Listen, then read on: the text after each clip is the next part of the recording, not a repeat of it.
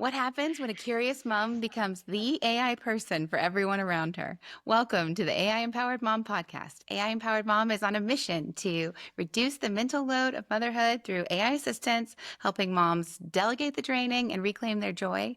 I'm Sarah Dooley. I'm the founder of AI Empowered Mom and the host of the AI Empowered Mom podcast. Today, I'm joined by Lois Janos, founder of Working Smarter with AI, a UK-based platform helping individuals and orgs build confidence with AI through community, clarity, and a curious mindset. Lois recently hosted the AI for Her event in Salisbury, bringing women together to explore and demystify AI in a welcoming, empowering environment.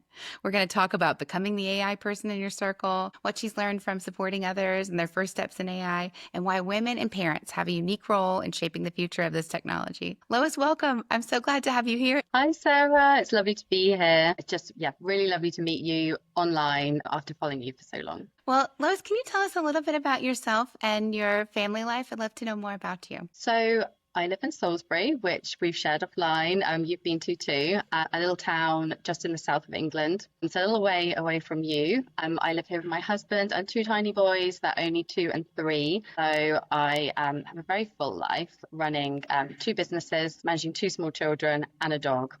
And I was, up until a year ago, a very stereotypical mum and out trying to juggle it all. And that's where I found AI.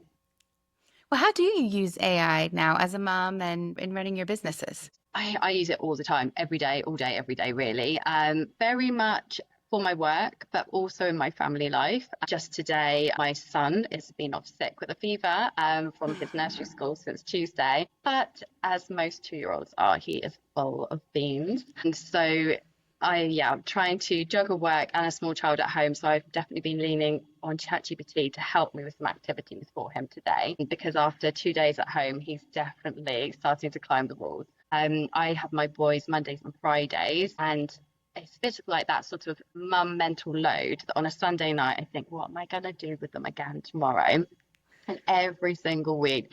And you sort of get bored of the same farm trips. So since discovering ChatGPT and AI, I very much use it to plan my week's activities now. If I'm at a bit of a loose end, it's really, really good for that. I've actually introduced it a little tiny bit to my eldest. He's almost 4, in a very gentle way, in that he has a lot of questions, which is obviously very common for a child at that age, as I'm sure you know. Sometimes I just think I don't really know the answer to all of this, or maybe it'd be nice to hand off to somebody else. So I've introduced him to ChatGPT and asked ChatGPT to, bring it down to his level for a 3-year-old and help with some of his questions. And it's just so cute watching them and like exchange a conversation, him asking about where honey comes from and ChatGPT really bringing it down to his level and answering it in a really cute way. So just things like that in the home. I am very conscious of tech, AI, the internet with children, but I think it can be done in a really sort of like careful way, managed way. And having that exposure isn't necessarily a bad thing if it's done with parents. So yeah, I use it all day, every day, really. Does he have a grasp of the fact that it's a computer, or does he think it's a person on the other side? Like, what does ChatGPT seem like in his mind? I think he thinks it's a person because I sort of explained to him that it's something in mummy's phone because he is very little. So it's sort of really, I'm aware that his understanding is quite limited. But I do think he thinks it's a person because sometimes when ChatGPT would be answering him, he'd be obviously trying to say something, or he would sort of then interrupt with something completely off topic and say, do you want to look at my toy or something like that? And so, because this is the way the 3-year-old's brain works, he's literally got distracted and now he's like, oh, I've just been playing with the toy. Would you like to look at it? And I'm like, oh, darling, ChatGPT isn't really there and can't see your toy. So I don't think he thinks he understands yet that it's a device. He just thinks it's a person on the other end of the phone. Well, it's so cute to think about what's in their mind and how they imagine this. And this is really the first generation that's growing up with this experience. So I'm sure we have lots to learn about how children conceive of such things and how those will change over time. Definitely. Well, Lois, switching gears a little bit, I want to talk about working smarter with AI. I read that you founded it to make AI more accessible and more empowering. What was the gap or the need that you were trying to fill with working smarter with AI? So I started this business up because, as I just mentioned, a little over a year ago, February 2024, I had never used AI, and I had a client who sort of was banging on about this AI and this ChatGPT, and he knew that I was getting very sort of burnt out. I was having to juggle my work with my two little boys who were only 1 and 2 at the time. So I was doing a lot of work in the evenings, Saturdays, and in their nap times. And he just said to me, "Why don't you try out ChatGPT?" He's like, "I'd be happy to pay for a course for you," which obviously I was incredibly grateful for. And I thought, oh, I might as well give it a go. Why not? I've got nothing to lose. And very quickly, instantly, before I'd even finished this course, I could see the transformation it was going to have on my life and my business. So I sort of finished this. I then did a lot of self-studying. I became completely obsessed with AI, to the point where I was able to stop working evenings, but then I've replaced that with my obsession with AI and reading about AI every single night. But that's a choice. That's something I choose to do now. Whereas before I was having to work evenings, now I can choose to do something that I'm interested in. So it's a big difference. And then come September last year, I just thought, you know what? This is completely transformed my life. I've got my evenings back. I've got my Saturdays back with my family. I'm no longer having to work in all of the small moments of the day when the children are occupied or at nursery. So if I can benefit from this, there are so many mothers out there that are in the same boat as me, and they can benefit too. And I really believe, I heard someone said to me once, if as a woman you find a way of improving your life, you should share that with others and other women and bring them with you, like hold the door open for them. And so that really resonated with me. And I thought, I need to share this with other women because I know so many other people are struggling right now. And, this could be life changing for others, not just myself.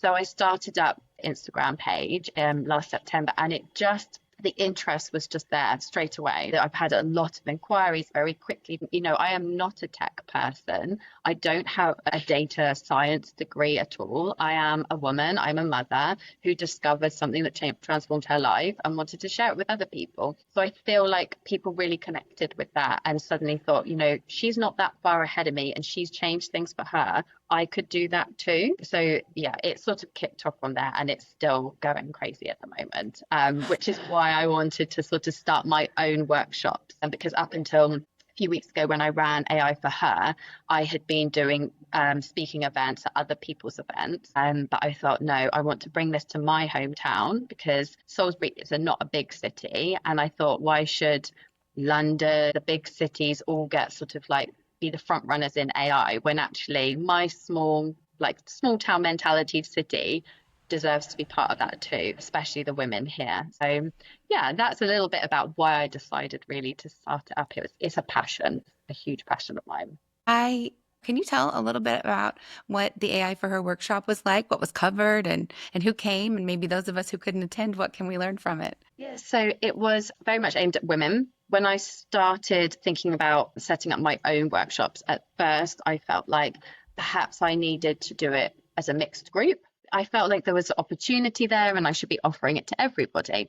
But actually, I had a few conversations with people and they're like, no, clearly your passion is supporting women. So you need to do what you love, and your energy will be very different if you're talking to women or a mixed group. So I was like, women, it is. Like I just said, now I wanted to bring it to my hometown. I felt like our sort of community deserved to be part of this as well, particularly the women here. And I wanted it to be at small business owners, but individuals as well, maybe people that are currently on maternity leave, that are unsure about the job they're going back to and whether it's going to work with their families. So maybe wanting to upskill. So it was very much aimed at women as a whole, but it could be individual small business owners. And I did actually have a couple of people from a local large enterprise as well, but the focus was on women. And the workshop was a 2-hour workshop. It was a mixture of hands on the tools. I wanted it to be very much sort of like understanding how these tools work and getting the full use out of them, because I do find from talking to people, often they're using one area and sticking to that feature and they're not using the full features available to them. So showing them really round, focused on ChatGPT as our tool, and then also showing them how they can bring in other things to increase their output. So make sure that their tone of voice is correct, and getting their brand blueprints into there as well. So there was a lot of sort of hands on the tools. And then the other half of it was the bigger picture. because I really feel like it's really important for people to understand about the ethics, biases, the gender gap, just because if you feel confident about what AI is, so that if somebody questions you saying, hey, I see that you're using AI in your business. Isn't it bad for the environment? You can say, well, actually, there are a lot of like negatives to AI use, but there are also great positives as well. And we need to approach it from a really balanced viewpoint and have like that AI literacy and awareness of what we're using. And I wanted people to be able to be comfortable, especially women, because we doubt ourselves a lot and we question ourselves. And I think as well, if perhaps we're put on the spot and questioned about our use of AI, we will then have that self-doubt whether we're doing the right thing. So I wanted people to have like that full big picture as well as actually understanding the tools. I thought that was really important. I think so too. And I'm so curious about what you mentioned about the growing gender gap in AI. What do you think is contributing to that, and how can we bridge it? It's something you and I are both so passionate Mm. about. Yeah, that was a big focus of the workshop, and actually a little bit about what I was promoting in the run up to the workshop is I wanted to get women in the room because sometimes people think, oh, it's a nice to have, like, oh, use it, it will help you write your emails and things. But actually, there's a real need for women to be in the room. And I find it really surprising, actually, how little women realize that AI learns from its users. And for me, I'm in the AI echo chamber, aren't I? So I just assume everyone knows this. But actually, a lot of people who are not part of the AI echo chamber like us don't know these really quite simple, what we think maybe it is obvious fact is that AI is learning from its users. So if women aren't taking up at the same rate as men, then they are going to get left behind. And also AI is not learning from them. So decisions of the future are not going to represent us. And that's a really, really big problem. And it's a really big concern of mine. One of the stats that I shared with the group that I held was ChatGPT's monthly mobile users. It's made up of 75% men and only 25% women, which everyone in the room was just like, oh, I can't believe that. And I was like, yeah, people don't realize. And actually, that is such a big problem. We need to reduce that gender gap. That's a big passion of mine as well, is getting more women involved because we should be in the room. We deserve to be in the room, but we also need to be in the room. I totally agree. And I'm so glad we're working on tackling this together. Your content about the growing gender gap has been really inspiring and validating to me. Thank you. And I realize I missed a bit that you were saying about why you think that we think that is. People are scared off by tech. Is this techie? And just some of the jargon and terminology that is used, like even just simple things like prompt engineering, just means talking to AI. But even the word engineering would maybe make somebody who's new to AI think, oh, I need to be an engineer to use this. So just that's why, again, my workshop is it's a jargon-free space, very untechy space, because I don't want people to be scared off. So I do think that's something. I think women also, we are concerned more perhaps about the environment and the negative impacts of AI. I do think as well that we don't jump in until we understand something. So again, it's making these workshops available and feeling like anyone can take part. So in this sort of like marketing events, I sort of make it very clear it is a jargon-free space. It's a very warm and welcoming space for everybody, because then if we can get people in the room and show them the tools, women will then feel more confident to take it forward, because that is a problem. So yeah, I think there are some clear reasons why women are more hesitant, but it's just addressing those. Well, Lois, in a recent post, you encouraged women to become the AI person in their circles, and I loved that. I want to know from your perspective, what does it look like to be the AI person in a circle, and how can more women grow into this role? So I think particularly for people that are working within corporations, so maybe you feel like AI training is not currently being offered, or maybe your company is perhaps slightly like behind, or maybe even slightly negative towards AI use within the company. That doesn't mean that you can't adopt AI and be the leader in your department or area and step up and say, you know what, this is something I'm really interested in. Would you support me with training? Maybe I can create like an AI like SWAT team within the company. This is what some of the findings are showing, that actually the strange thing about AI is usually with these big changes, it comes from the top down. So, the sort of senior management team will introduce something and then roll it out to their employees.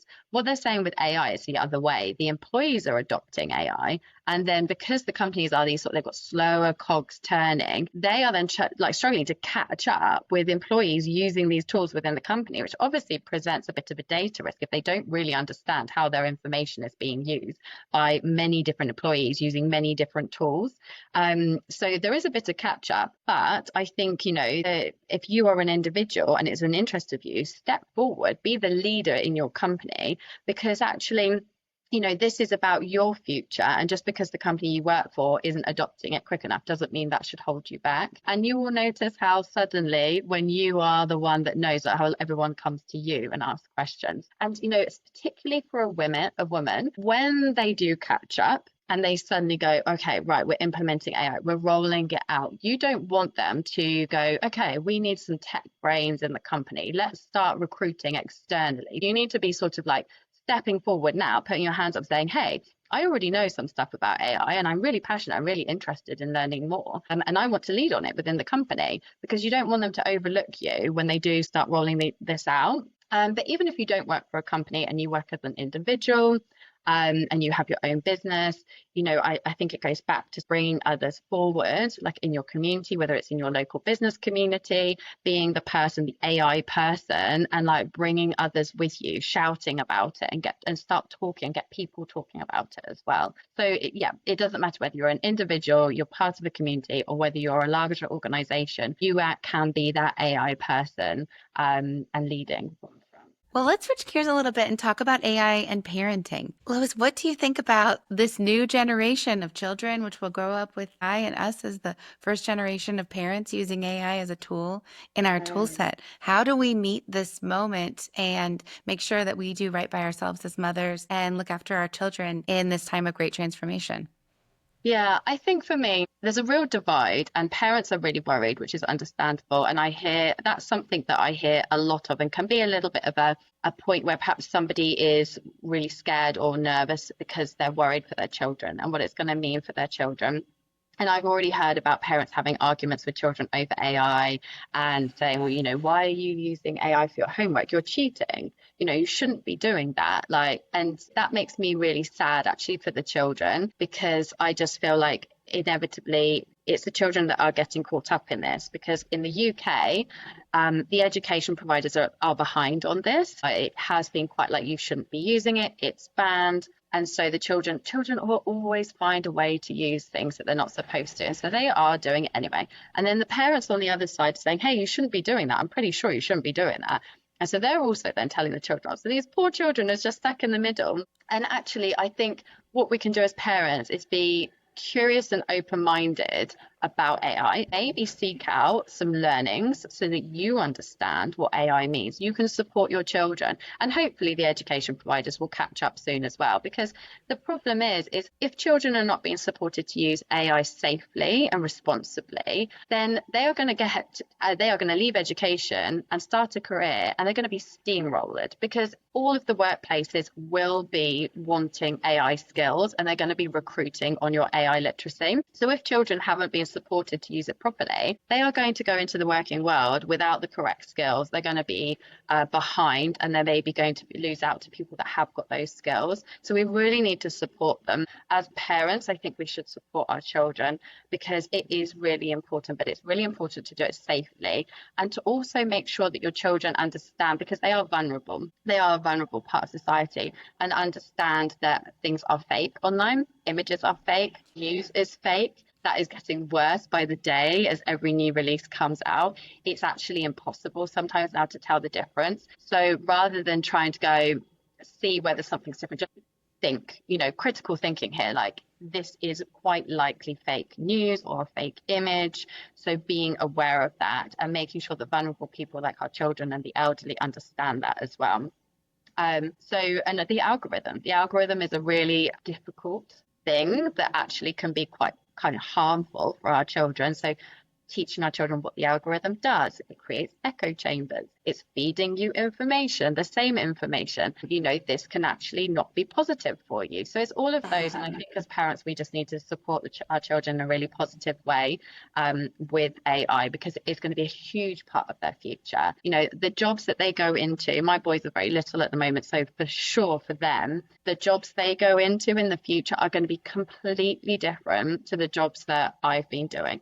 But then hasn't that always been the way? Our grandparents did very different jobs to the jobs that I'm doing. So that is just evolution generally. But it's, yeah, supporting them. We need more moms like you who can help us move confidently into this space. What is one small shift or tip that you would offer to moms or mums who maybe haven't started their AI journey yet? What could help them gain a little bit of confidence and move into AI? With my biggest tip, if you're completely new to it and all you've literally done is you've heard of that chat GPT, I'll give that a go. You've sort of registered and you've got it on your computer or whatever, or you've got the app on your phone. My favorite one is to go, what have I always wanted to learn? What's something that I've always wanted to learn and I just haven't got round to it?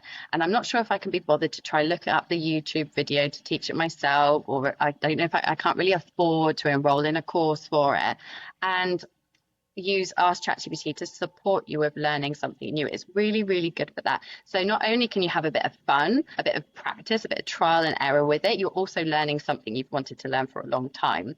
And that's a really good way of just dabbling, because it's also using these tools. It's a two-way, backwards and forwards. It's not just like a Google search where it's like one question and done. It's very much sort of like working with an intern or somebody in your organization. It's a back and forth conversation. So if you're learning something, that encourages you, that is not a one and done question like Google. It encourages you to have a back and forth with the tool. So for me, an example, I wanted to learn automation, and it's tricky, it is techie, and I thought, I've been saying for about 6 months, I was like, I'm going to get into automations. Finally, I was like, right, 6 weeks ago, we're doing automations. ChatGPT, show me how. I'm a technophobe. Which is the best tool to use? It directed me to Zapier. Then I was like, right, okay, this interface is completely new to me. Where do I need to go? What do I need to start with? And it did that step by step, because I told it I am a complete beginner technophobe, and step by step, slowly through that.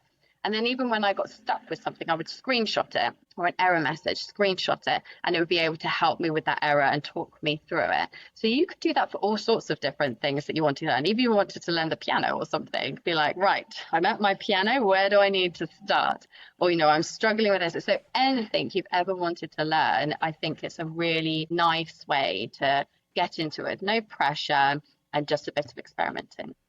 What a great suggestion to help moms get started in their AI journey. And that I unknowingly, without knowing that great piece of advice, I had followed that early in my AI journey. I have always wanted to learn to make focaccia. Remember during COVID when people were making that focaccia art and it's so beautiful Yep. with herbs and veggies on top. So that's something I'd wanted for a long time. And I got my journey started using ChatGPT. And it was fun to have the back and forth, because I made a batch, and I had some questions along the way and could keep my thread going. Then afterward, I didn't like how it looked, and I could upload a picture and say, what's wrong with this? And why aren't there the lovely holes that I was expecting? So it was, not only did I learn how to make focaccia and get a bit of delicious bread to enjoy with the family after I got the recipe down, but I got confidence using AI in just the way that you described.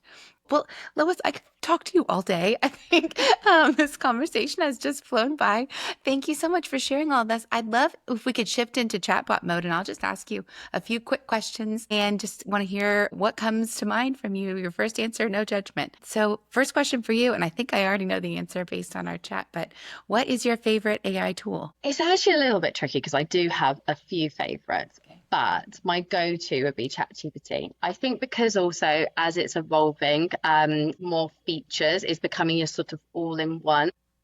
What about a prompt you use often and love? What's a go-to prompt for you? I do a lot of content, so I love, one of my favorite things is to ask ChatGPT to act like a very experienced copywriter of 20 years who writes for the #1 publications in the world, and to help me write content for my latest LinkedIn post or blog post, because I find that for me, asking how to act and changing how I ask it to act can be really quite have a big impact on the outputs. So that's the area of my prompting I like to experiment with a bit, is who and how I'm asking it to act. So if I'm doing content, it will be some professional copywriter. Today with my activities for my son, I asked it to act like a experienced nanny with a pediatric background to help with putting together activities. So how it acts, that's always a fun bit of the prompting. What's a go-to great bit of advice for women using AI? I think I just always say stay curious, open-minded, because you will be challenged by using it. There are some people that are very anti-AI, and there are some people that are very pro-AI. But I think being open-minded and having a balanced view is really essential, because then we can fully understand our use and our impact as well. Because it is good, it is a positive, it is going to elevate our work, but there are also downsides that I think we really need to be fully aware of to sort of understand our use and how we are having a negative impact. Open-mindedness and a balanced viewpoint, I think, would be my big suggestion. What about one myth about AI that you wish you could dispel forever? What's one AI myth? That it's cheating. When I hear people say that, it really annoys me. And I do think that mentality is shifting. 6 months ago, though, it was very hush hush. Like, people were like, oh, yeah, I use ChatGPT. Like, you don't have to whisper about that. That's fine. Like, shout about it. And it does sort of like get me a little bit annoyed when I hear stories. Like recently, somebody told me how they'd actually been pulled up at work for using it. I had a colleague who sort of basically said, own up. And I just was like mortified when I heard that. I was like, what do you mean they told you to own up? Like, I said, I hope you owned it. I hope you, because, I feel that we should be like, yeah, I do use AI, because it's actually enabling me to get a lot more done and to amplify my causes and my missions and what I'm doing. So no, I'm not ashamed of it. So yeah, cheating and AI is one of the things that biggest myths that I like to bust. What about a win that's made you feel proud lately, Lois? What's a win of yours that we can celebrate? I think for me, my recent workshop was a big win. Something interesting came out of it, which I just loved, was when I put it together, I really thought it was about training women, teaching them something new. But actually, what was really lovely is that group came together and they got on so well, and they networked and they just gelled. And it's been lovely seeing them all connect on LinkedIn and Instagram afterwards. And I thought, isn't that a lovely thing to have achieved? This is an AI space that is, people are worried is going to become robotic and like we're going to lose our humanness. But actually, we can bring together people in real life to really, really connect over a common subject that they've all really interested in learning about. And I struggled to get them back after the break. I was like, come on, ladies, like we've got lots to learn, because they were nattering away. And I just thought, I came away and I thought about it afterwards. And I thought, you know what? That was the biggest achievement of the day, that it was a room of people that connected so well. And isn't that funny that it was about AI? Your AI workshop fostered meaningful human connection and friendship. That's so beautiful. Well, what about a book or podcast recommendation? Doesn't have to be AI related, but just something that you've enjoyed lately that others might enjoy as well. It is AI related because I'm an AI geek. But my favorite podcast of the moment is Remaining Human by Cecilia Callas. I don't know if you've heard of it. She's a lovely American lady, and I just love it. She has a very ethical approach to AI, and everybody she interviews is really, really good insights into the AI world, but from an ethics point of view and things that we should be considering. And I just find it fascinating. I love every single one of her episodes.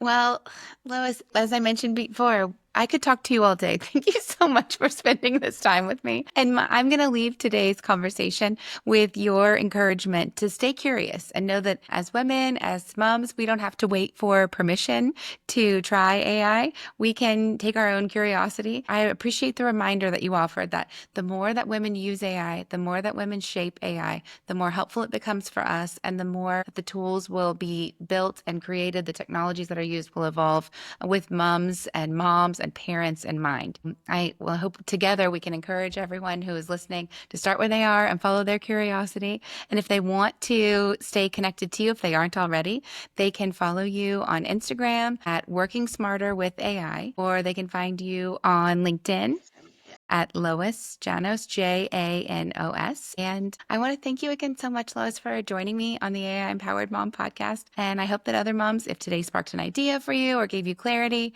or made the mental load feel a little bit lighter, you'll share this with a friend and take one small step with AI this week. I'll meet you right back here next week. And thank you again, Lois. I wish you a wonderful afternoon ahead. Thank you, Sarah.